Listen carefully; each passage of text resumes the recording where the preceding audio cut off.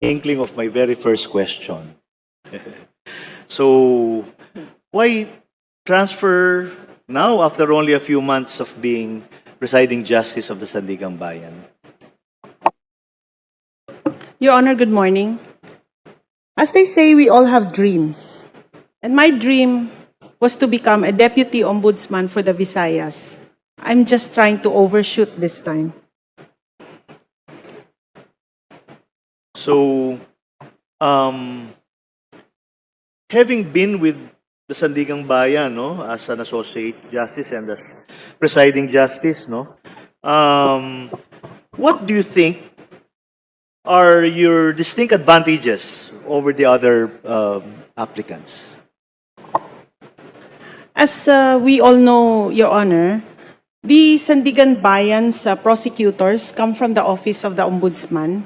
Day in and day out, we cater to cases that are filed by the Ombudsman, prosecuted by the Office of the Ombudsman.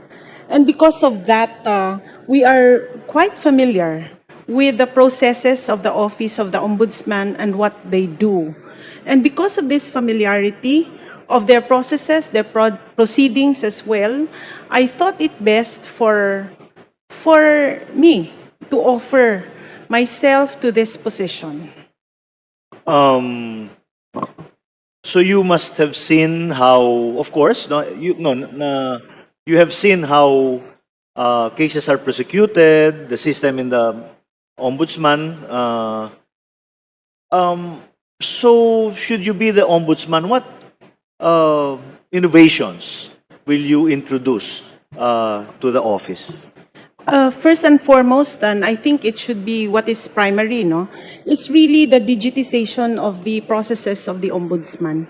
We have to remove in the ombudsman that personal touch or that personal intervention in the processes, so that if we digitize, we would know that there are specific periods that each of the investigator and other officials that must do within a specific time frame.